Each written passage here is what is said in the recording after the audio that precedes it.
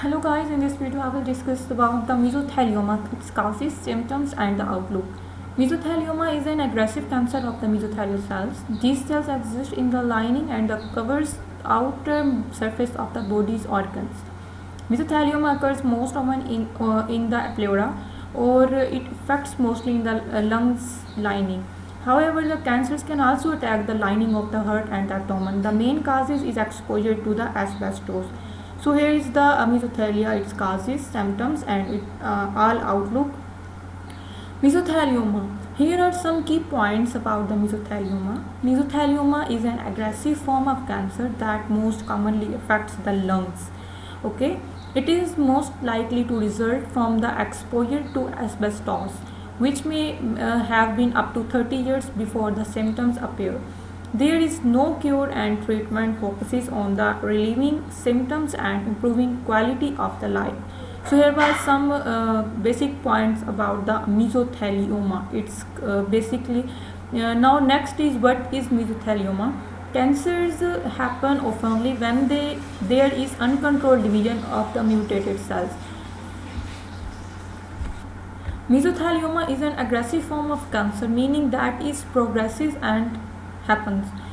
Now, what is the symptoms? It can take up to 30 years for symptoms to show after exposure to asbestos particles and dust. Diagnosis often happens when the disease is already advanced. The outcome depends on how early the malignancy can be diagnosed. Signs and symptoms vary depending on the location of the cancer in the body. Pleural mesothelioma can be indicated by shortness of breath, coughing, often painful, unexpected and unexplained weight loss. Now, second is thoracotomy. In thoracotomy, the surgeon opens the chest between the ribs to see the target area and check for signs of cancer. Some tissue may be removed for testing in the laboratory. Laparoscopy or laparotomy is another cause.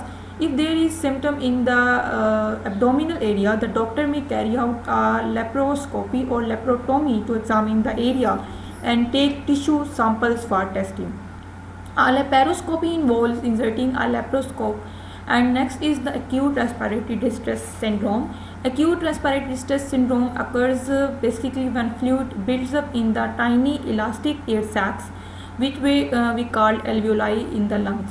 The fluid keeps your lungs from filling with enough air, which means less oxygen reaches your bloodstream. This deprives your organs of the oxygen they need to function. ARDS typically occurs in people who are already critically ill or who have significant injuries. Severe shortness of breath, the main symptoms of ARDS, usually develops within a few hours or to a few days. Thank you so much for your time.